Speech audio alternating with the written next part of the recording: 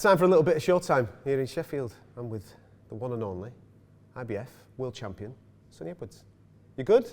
Yeah, good. Look at you, man. You're just absolutely loving life at the moment, aren't you? I think when you realise the situation I'm in at 26 years old, I've boxed for 17 years, over 17 years now. I've never had a job. I've never had to work for no one. I've never even had no one sort of supporting me or helping me since I was 18. I've been on my own. I've moved out of London, where I'm from. I was in Sheffield, and within 3 months, my mum was ill, and within however many months, I weren't speaking to my dad, and all on my own. Sounds lonely, doesn't it? It sounds sad. But now, to be able to exist how I do, and to have the life that I have, and experience the things I've already experienced, and the things that I'm aiming towards, and the goals that I can realistically set myself and maybe realistically for me achieve it. I'm blessed. Like, I'm in a very lucky situation. So why would I not be buzzing to be where I am? Why would I not be happy? Why would I not be loving life, as you put it? I'm genuinely living something off a movie script right now, and have been for a little bit of time, and it's just getting to the good parts where you get to enjoy a little bit more. Mate, I've had many conversations with you over the years, and one of the things I always take away from our conversations is how headstrong you are, how focused you are, how single-minded you are. As you just said, you're only 26 years of age. Where does that come from, do you think? I've always been quite driven, extremely competitive, probably to a fault, even about stupid stuff. Like, if my heart is in it, I want to be the best at it. Is that just a sport thing? Or were you like that academically at school? Academically, I was really clever at one point.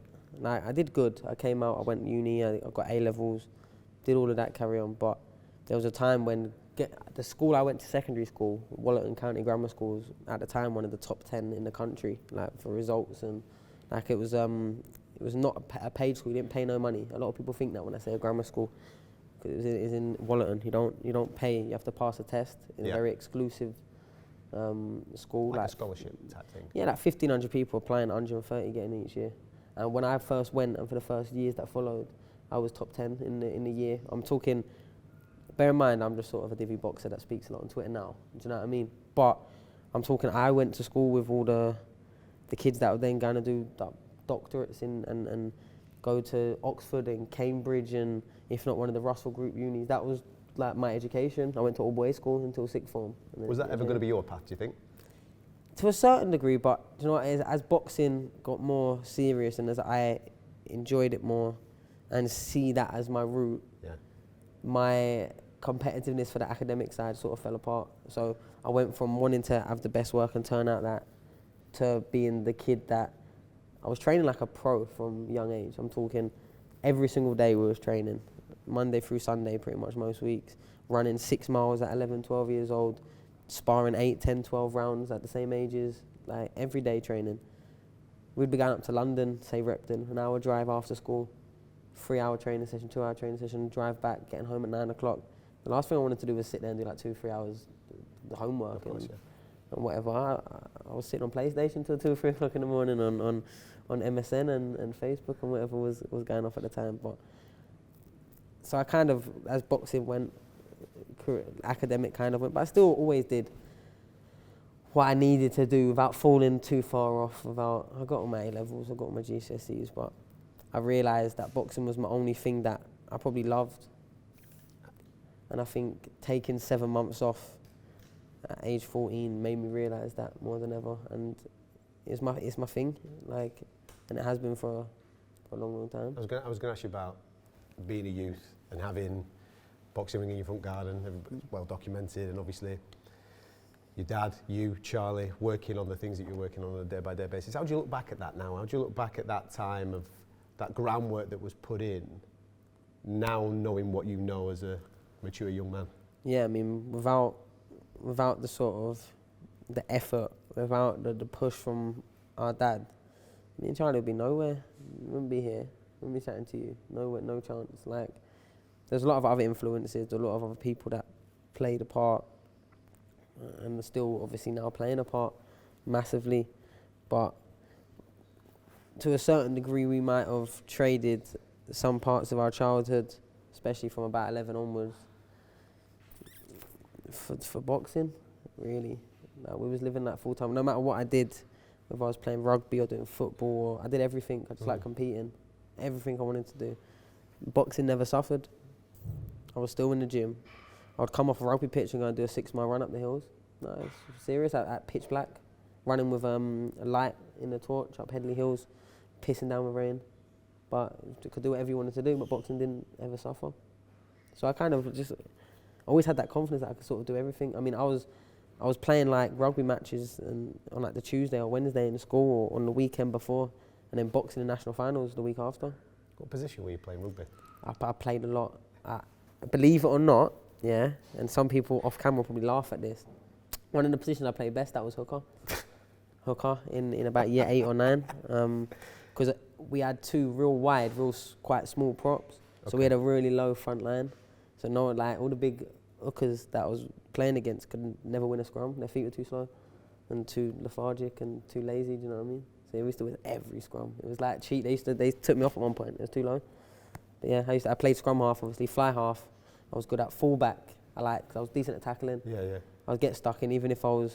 Do you remember, I was only boxing at 46, 48 kilos when I was playing rugby. And some of the lads were like 6 foot something, 110 kilos, like massive, like Surrey players and that, but just get stuck in, innit?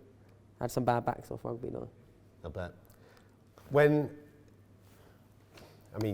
With your confidence, you're probably going to say like as soon as you put on a pair of gloves, but when was the point that you thought to yourself, I could actually go all the way here? So I've always had my brother, so anything he's done has automatically seemed realistic to me because I was always sort of taught that we're very similar level from a young age. Like, always he was probably a bit heavier and a bit older, but I was doing all the same work. I started a few years younger. Probably in some ways I was always a bit more sharp when it comes to like learning things or Charlie was I'm more talented. So, but he always put the work in. But whatever he did, I just assumed I could. Like when he won the schools, and then even though I didn't, I was getting to like finals in that and falling off at the beginning because I wasn't really training hard, that hard. But once I had the time off and I realised now boxing is what I want to do, everything clicked in place. Within 2 months, I won my first national title at 46 kilos. Just back in the gym, just training hard. But I knew it's what I wanted to do now. And it was like my mates started calling me, asking me to go out, what I'd been doing, spent the last how many months. I was making up, my mum wouldn't let me out, even though she was as not strict as it comes, you know what I mean? I could kind of get away with anything with my mum, because she knew I was smart enough where I never brought trouble to the door, you know what I mean? She knew I was smart enough there. I was really good at giving a false name. Listen, you've mentioned your mum a couple of times there, and obviously everybody knows the situation. You were a young guy when you just moved away, 18, 19 years of age, when the news came through that your mum had got ill. How do you think that process now has sculpted you into the guy that you are today? I don't know. Probably gave me mummy issues, I'll be real. Like, not really. Losing, my mum did a lot for me, always did. And I don't know what vibe I've ever put out, but it's never been something I'm too forward at, I don't know, leading with, promoting with, talking about. My mum's a very, very proud woman. Like,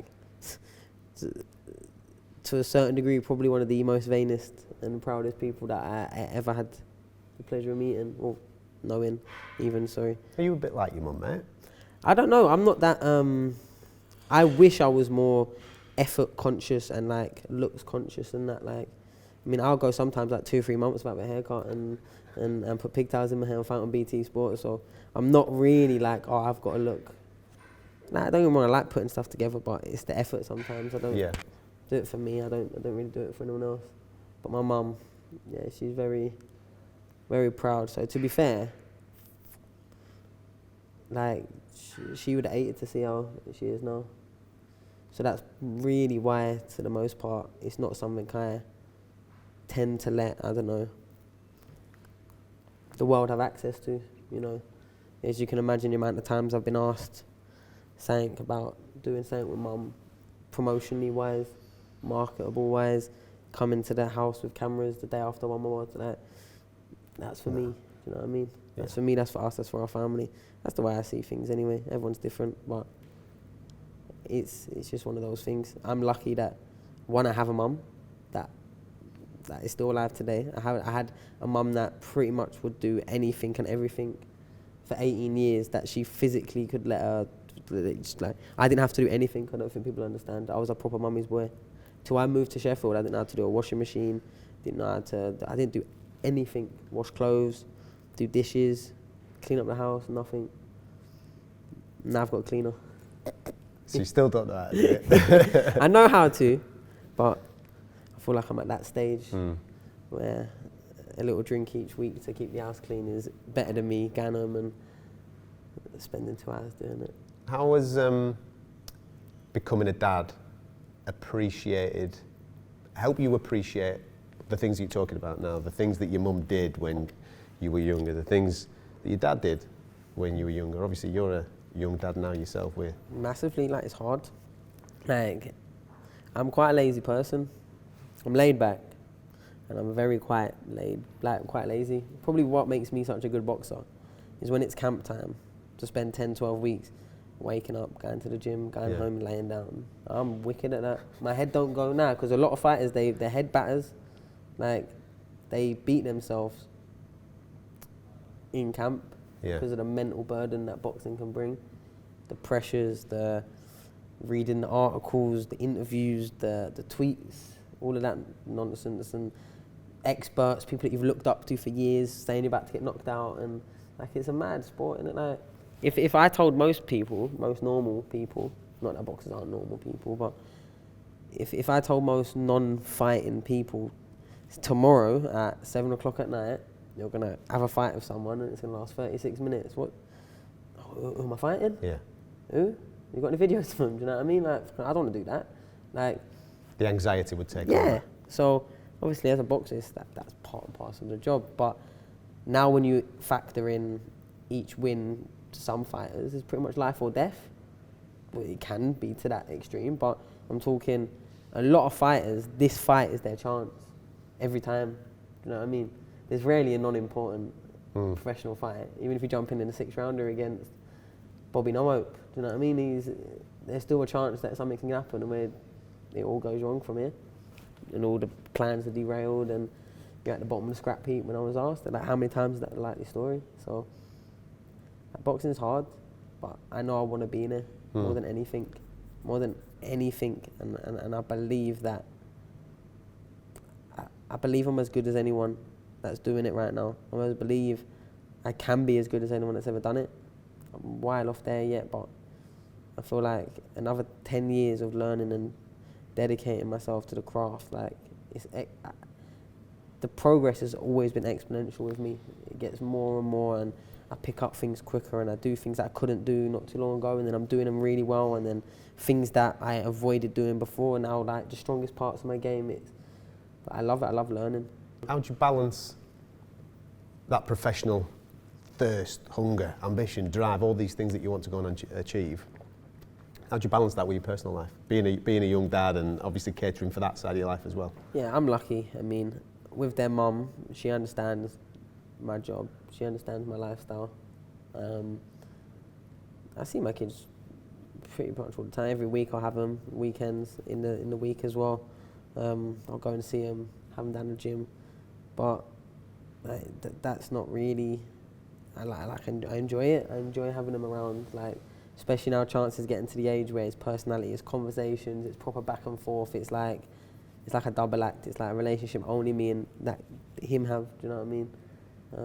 He's involved. He likes a bit of sport, doesn't he? He's into his football. He loves it. Yeah, he goes football. Comes down here. He loves boxing. He throws a good jab as well. Southpaw. He's shaking up straight away. Southpaw. Just letting him do it. I never try, but he'll come up to me and he'll just start punching me. He'll come up and he'll just hit me, and I'm trying to work out the balance of being angry at him for just chinning me, but that was a decent shot. You know what I mean? Throw it like that again. Yeah. Put his hands up like that and he'll just go feet, boom, straight down. I'm proud of him already. Melts my heart, but I love it. It gives me purpose. I think a lot of people struggle with their purpose in life. At one long stage, it was just boxing, being good at boxing, being a great boxer, beating the person I was seeing. That was my purpose. now there's that, but there's also, you know, I'm raising 2 children that are going to look at me as their moral compass, their middle, this is how I should be when I'm older. And I want to be someone that they can look up and be proud of. I think everyone's got this, and I'm just speaking like quite generically, but like you just look at everything he does, every step he takes, every eye roll, every little saying he comes out with, every naughty thing he does, like it's just a little version of me. Like he's a proper cheeky little mouthy, he's got like a cheeky little grin, like he's the range of him, he's chance I'm talking about, because obviously Bobby's still a baby, he's getting there though, but Bobby is cool, man. He's like an old man, and he's named after my granddad, and his middle name's named after his other granddad who passed away, Bobby Burnell Edwards. But he's like an old man, like a proper old man. Last year, professionally, was a great year, man. Really good. I mean, you've had good years previously, but last year was the realisation of a world dream. You've been doing this for such a long period of time. I'm sure that you shut your eyes at night on many occasions where you were thinking about being world champion. You were visualising it over and over and over again. The realisation of it last year, did it live up to the expectation? I don't know how much expectation I had. And I say this, and I've said it time and time again, and the only reason I keep saying it is because it's quite genuinely the truth. Like, I believe I'm that good where, it's going to sound bad. I know it's going to sound bad already before it leaves my mouth. Like, I look at myself, even before I was a world champion, way before I was a world champion, and if I compare myself to someone that's won a world title, defended it once and lost it or something like that, and that was the end of their career, like, there's very few of them that I don't see myself as, I can be better than that. Like, I'm not going out like that, do you know what I mean? So, for me, winning the world title, that's fine, but, like, that's not it. What is it then? What is it?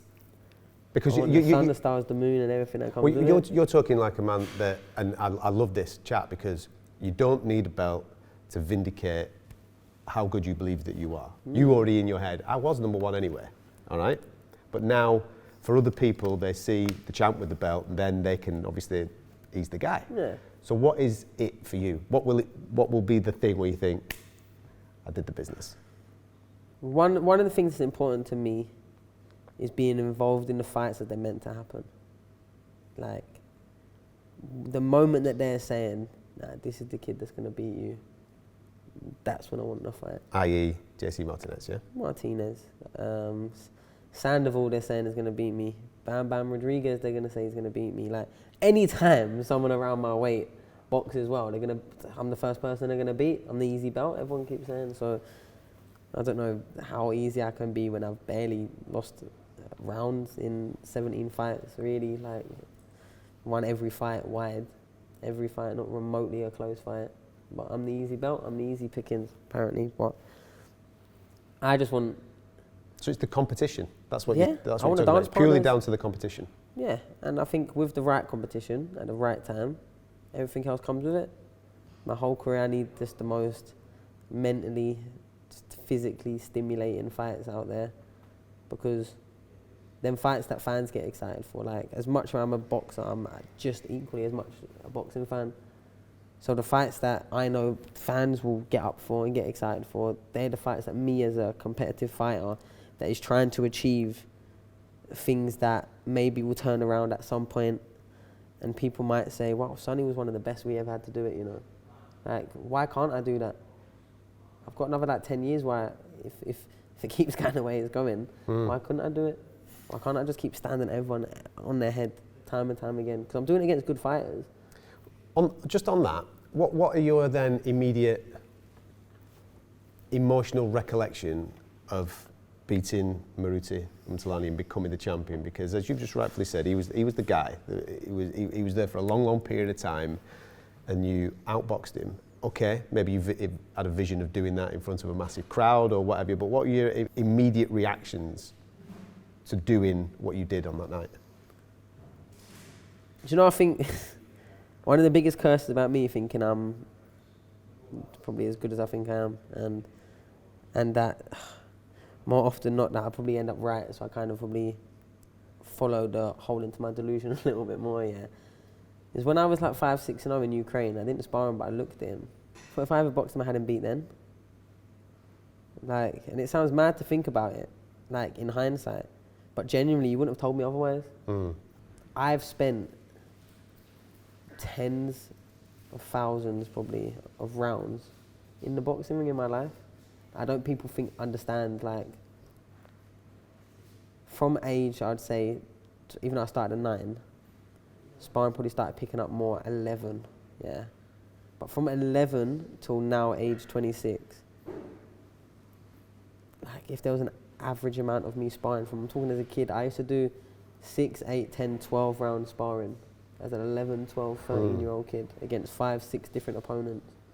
Me in there. May jump out for a couple of rounds, like after 6 rounds, and then do another 6. I was doing this at 12, 13 at Newham Boxing Club. I was doing it at Repton Boxing Club. I was doing it at Lim Boxing.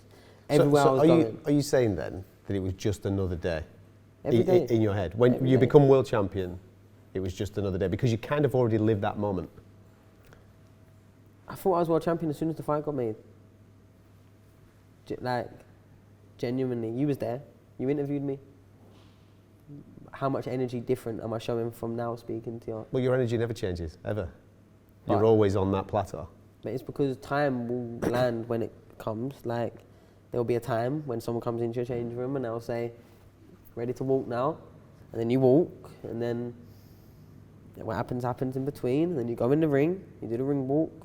There's that mad 2-3 minutes when you're in a ring with someone you're about to have a fight with, and you're not yet. Do you know what I mean? You're looking at each other, putting your hand up. Do you know what I mean? That is the most bizarre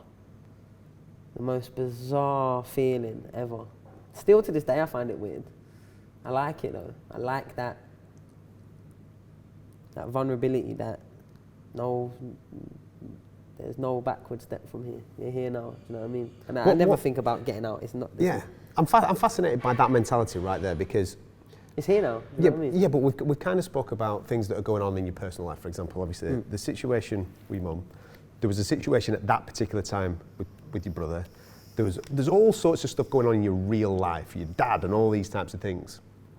What flashes before your head just before the bell goes? You know what's mad?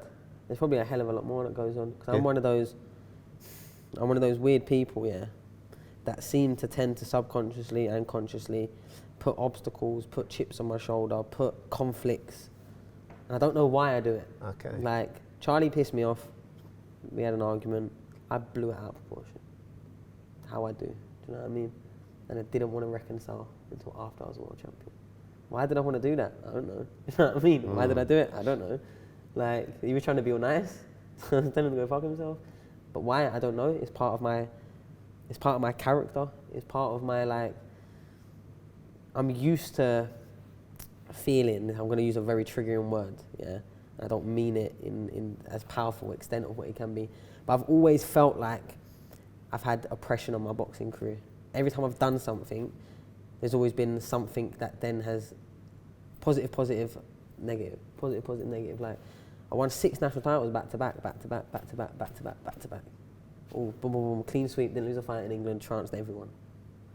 Never got sent to one World Europeans. So, obviously, I'm always bitter. I got to a few national finals and got beat, never got selected for England. Then I'm coming through, seeing all the other lads getting beat, fighting for it. I've always, like, I don't moan. I don't complain, I just use it. And it drives me on. And that's, like, probably why I put all them spinning plates. And I stay calm amongst the midst of chaos. I've always managed to do it. When my mum was first falling ill, the ABAs that I won, I did not train, I did not do anything for 2.5 weeks because she was ill. The weigh-in got moved 2 weeks forward. Grant called me saying he was going to pull me out because the weigh-in was in 10 days. I had 9 kilos to lose. My mum was on her deathbed. She was waiting for operations. I left London, went back up to Sheffield, trained like a fucking maniac for 9 days. I'm talking 2-3, like Grant was telling me not to fight. This was my first championship with him. He'd not done my corner before. And he was trying to get me to pull out in every which way. And then the moment he'd seen that I know Grant, he just let me. And once I did get back up here and we checked my weight and he's seen the next couple of days training, he didn't mention it again. And it was that 10 days that probably, now I think about it, could have probably made or broke my boxing career. Had I not took the 10 days to lose, I went from 57.8 kilo to 49 in 10 days. If I didn't do that, jump on the scale, thank God I didn't have to fight for, when I weighed in, I didn't have to then fight for a week or something, or a week and a half. Thank God I would have got stopped by probably any living person, because I was so fucked in a weight. You know what I mean? I just had to get it off. And I would have fought, because that was my mindset. And if I didn't do that and leave my mum down in London and do all of that, and then beat the kid that I had to beat for the Yorkshire finals, 3 fights later I've beaten some kid I don't know. Then I beat Galal Yafai, who's now Olympic gold medalist. Then I beat Joe Mafosa, who was GB, WSB at the time. Then got into GB, because the next year I lost, you know what I mean, in the final with one hand. So if I didn't drag myself out of self-pity and feeling sorry for myself because my mum's in hospital, and I didn't go and kill myself, like, I'd never had to do weight like that before. Weight was always not a thing really too much for me. It was only as I started getting a bit older, weight started becoming a thing. I was always 2 kilos under the weight I was really boxing at and stuff like that growing up. But I did it with all that was going on, and I boxed fucking well. And that was my escape. That was my escape. I've got 2 questions on what you just mentioned there, right? First one's about Charlie. Do you regret the way that was all handled in that particular moment? I know it's rectified now, but do you regret it in that particular moment because you're about to become world champion? Unfortunately, not even remotely. Unfortunately. I'm very stubborn. Principles to me are a lot. I'm very consistent.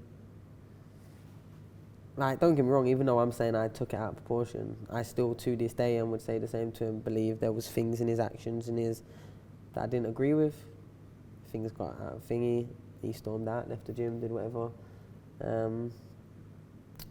But I used it. I know it's gonna sound weird. My brother became a competition for that fight. It sounds mad. Mariti's too nice guy. I was friends with him, I liked him. I'm sparring in the gym with a banner above my head of my brother saying I'm world champion, with a picture of his replica belt, with a picture. And that's the gym, that's the ring I'm sparring in every single day. Don't get me wrong, even though I weren't his biggest fan, I'm not a little hater. I'm not sitting there, I don't have that in me. I'm not bad. I don't sit and I'm not hoping for bad things, or it's not that, but sometimes when I take myself away, I take myself away. And I might just be a bit cheeky and poke at you if I think, you know what I mean? But I'm not, it was never actual resentment, obviously, with brothers, you know what I mean? Just fucking fall out. But I was chucking myself heavy into this camp. How easy was it then when you did reconcile for you? Not easy. All these things that you're talking about now with your personality. It was an easy process. Because I value myself as a person in someone's life. I feel like anyone that I'm there for, anyone that I call my people, I like to think that I go over and above the call of duty, because this life's too short, man, to not do that. The other point of what you were saying a moment or 2 ago, I want to touch upon the relationship that you got with Grant, because every time I see you guys together, every time I see you working, every time I'm at one of your fights, I'm fascinated by just the incredible levels of trust that you've both got in each other. I know you're smiling, but it is there. I mean, it's an important bond. Fighter and coach is a very, very important bond. And you've obviously found something special, because you're not from Sheffield, you're from Sutton, mate, but you've decided to up sticks, come up here. I claim Croydon, I'll be honest. I claim Croydon. I grew up and lived there. All right. But that relationship is incredibly important. Talk to me about that, and you kind of touched upon the start of it a moment or 2 ago when you were in the amateurs. Grant, if it weren't for him, there was definitely a chance of when I made the transition of leaving sort of my dad's sort of setup, as it were. Yeah. Because even though from 14 I was living with my mum, I wasn't living with my dad, and when I went back to boxing, I basically employed him as my boxing trainer from a young age. Our relationship existed in the dimensions pretty much exclusively of boxing. Yeah. Pick me up from school, we'd go gym. He dropped me back to my mum's. It was a fighter-coach relationship rather than a father-son relationship. Yeah. Even though he weren't doing my pads and stuff, he was taking me to the place I needed to be. Do you know what I mean? So when I came up, there was another chip on my shoulder that I came from the amateurs. I just won my, I want to say 5th national title. And my mum, it was her birthday coming up, and she booked us a holiday, me and Charlie, her and her partner, for her birthday. We went to Paphos, what's that? That's Greek, it's Greece, isn't it? Yeah. Near Ayia Napa. Anyway, for 2 weeks we went. But the day before, this is no lie, the day or two before I've gone, this is say like a few weeks now after I've won another national title or something, and we're going over here, yeah, in the summer. The day before I'm meant to go for a 2-week holiday, I get a letter, England or the Europeans, I'm sure it was. I don't think it was the Worlds, I'm sure it was the Europeans. Do you want to come for the trial? Oh, and because I had even though I didn't really like them, because they kept not picking me for things. So I've already had a fucking bee in my bonnet about England boxing, and even the GB set out, to be perfectly honest. But like, they never picked me. So, but I got onto them, and I said, look, I'm going away. They explained the thing, and the response I got was, Isarac, there's more than one trial. So I was like, that sound. Before I got back, the lad that was the other lad that won at the year below me had announced that he'd already been selected. There was more trials, and they just selected him because there was only one that turned up. And like, when I came to Sheffield, I fell out of love with boxing again. And now I'm in my own city. I'm living on my own for the first time. Obviously now I've gone from my dad sort of doing everything for me, me just having to be in a position Shackles and are get off, picked man. up. Shackles are off, away you go. Yeah, and now it's like, well, I can choose to go out partying tonight. I can choose to not go to the gym now. Like, it was more. And if I didn't have someone, I know this is such a long-winded way to get to where I'm getting. If I didn't someone with the personality of Grant, forget how good of a trainer he is, and if he didn't have his ethics and his morals and his personality, he probably wouldn't have worked with me and Grant. I went somewhere when I first turned pro, and I trained with a trainer, and just funnily enough, that said trainer is in the opposite corner in my next fight night. I don't want to be too tight, but I will say one thing. I had a few months with a half-arse trainer, and I couldn't do it. Do you know what I mean? And Grant, the only really other person I've met in boxing that carries that same dynamic, that same work ethic that my dad did for all them years. Like, it's unparalleled. It's the same. So you see him as a kind of a father figure? Definitely. My kids see him as granddad. Like, one of their granddads. They're blessed to have a few at the moment. Like, my kids love him. I love him. He's a massive part of my life. Like, he's a massive part of my stability in life now, because obviously I'm up Sheffield. Him and his family have been very good to me since being here, and I like to think in turn I've been good to them. But without that personality, I probably would have jacked in when I was coming for uni. But Grant was vital, because, like I said, if I didn't have the push, and for the first 3-4 months, he made me think I was shit, man. He stripped me down.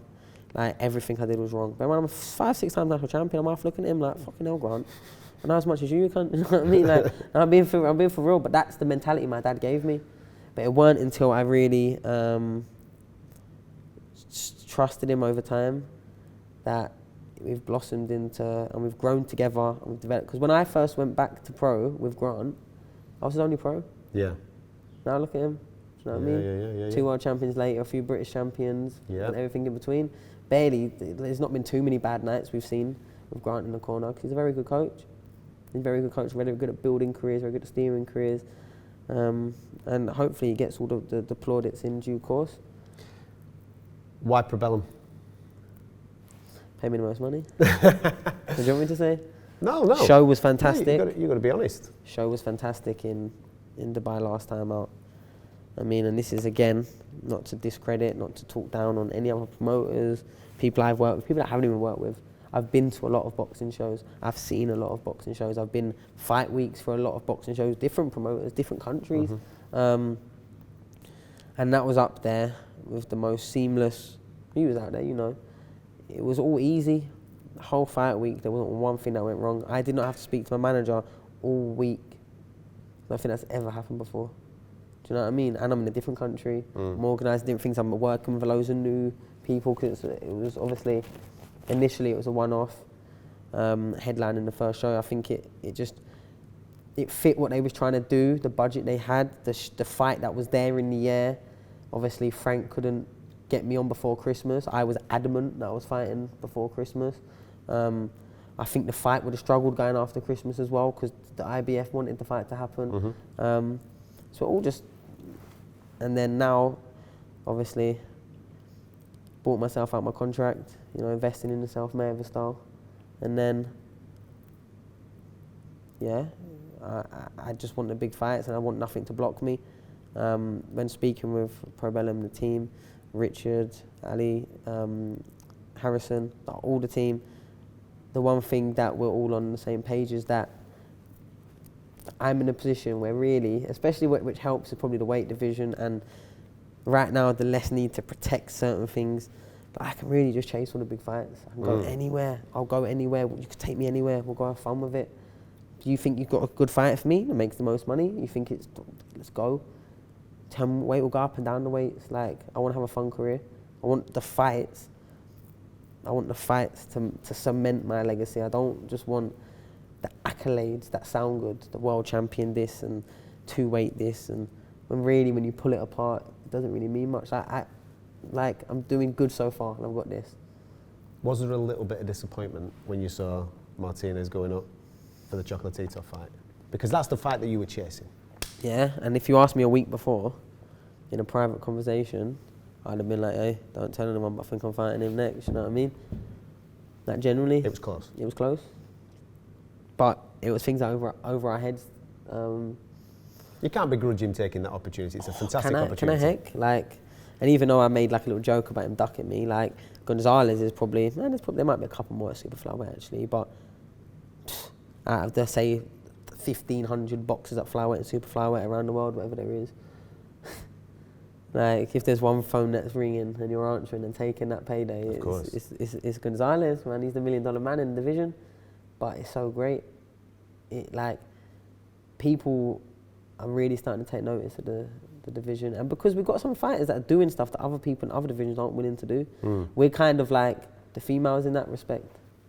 Like, so them girls are just going in there free, world title and go fight a world champion, you know what I mean? Like, and obviously there's some fights that perhaps in that aren't proper fights for the same sort of thing. But there's legit some fighters that are really stepping up. Like Jesse Rodriguez, I've already touched on him before. He jumped up 2 weights from light flyweight to super flyweight at 22 years old, having not boxed for a world title before, unbeaten, with a marketable platform to protect against Quadras, who admittedly out of the elite of the super flyweights is probably one of the easier ones, I would say.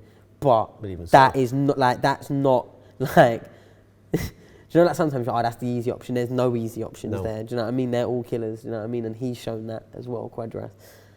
And Jesse Rodriguez just showed him that youth, a bit of tact, a bit of sharpness, a bit of gumption, it can pull apart. Like, so many people are telling me, oh yeah, what's he doing? Cause I was applauding him just for stepping up and taking it.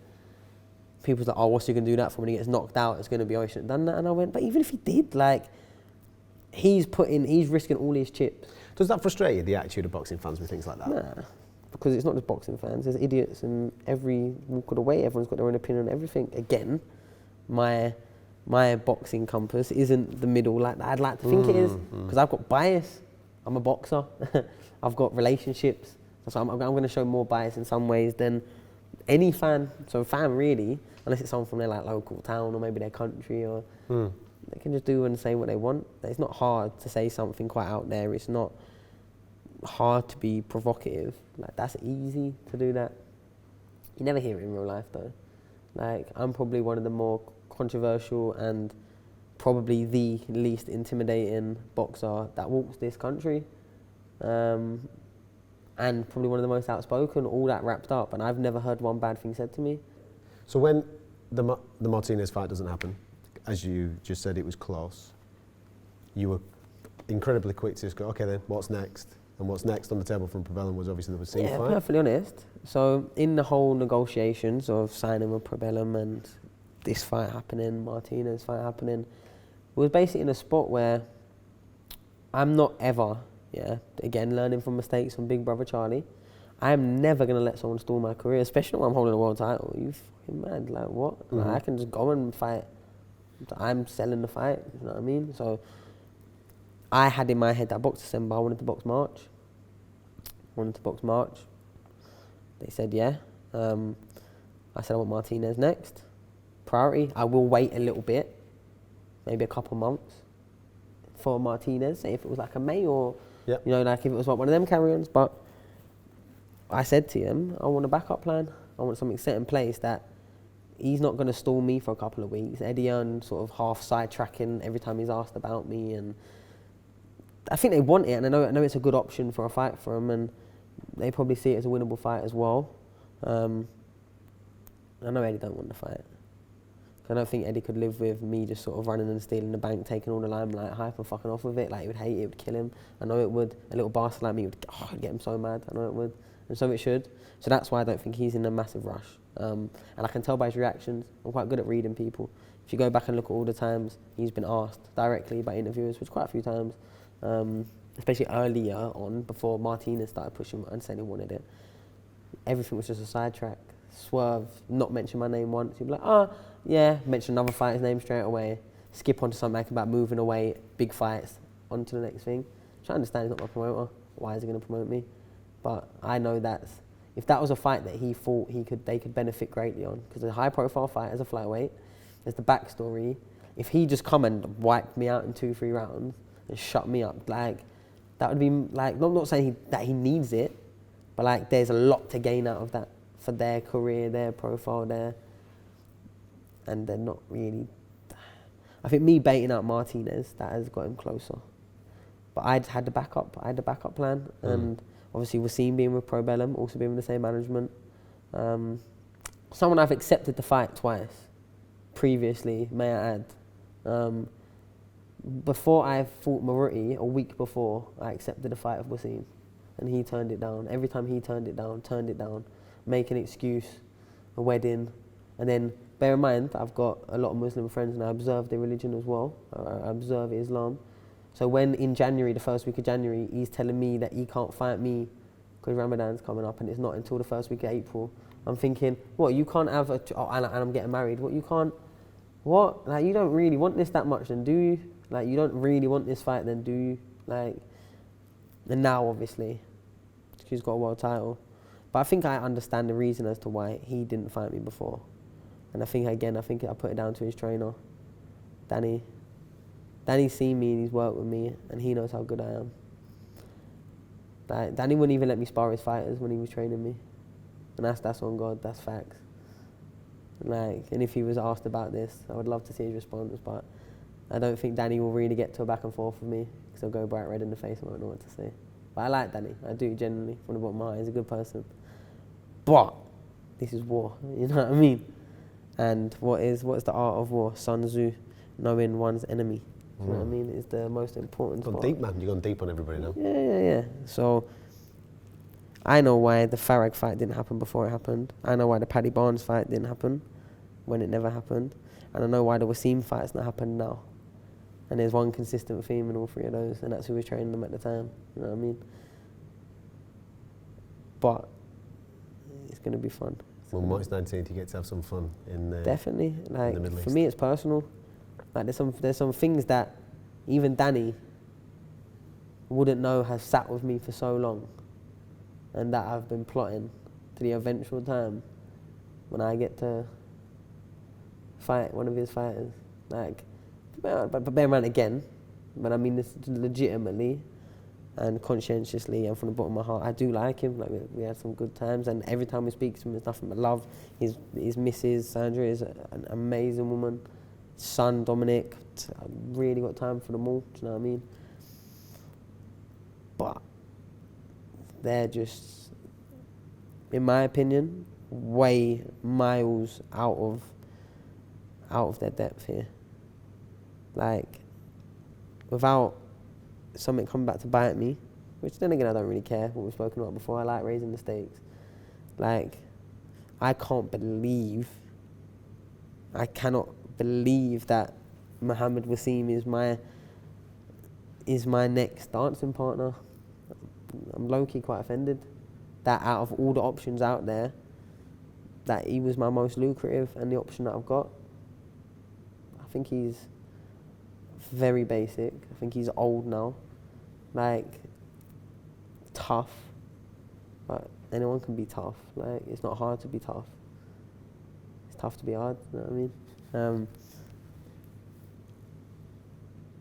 And he's got the handicap of the trainer he's got as well, so yeah, I'm fucking buzzing for this fight, and I'm poking a little bit at Danny. I know, I'm aware, I'm very self-aware, and I won't go too far, but there is some things that he knows that he did to me and with my boxing career that I would and have took very, very, very personal, all 5, 6, 7 years later, however long ago it was, and my vindication will be battering Muhammad Waseem on a big profile, on a big platform, punching his head in. Well, we're looking forward to it, March 19th, in Dubai, on Probellum. The new relationship has started, and hopefully over the next 12 months, we might see some more gold added to your already growing collection. That's the plan. I'm not here to just take part, I'm here to stand out. And then pictures with about 4, 5, 6, 7 belts look better than the lonely ones, do you know what I mean? So if I'm as good as I think I am, none of these lot have got a chance. Top stuff.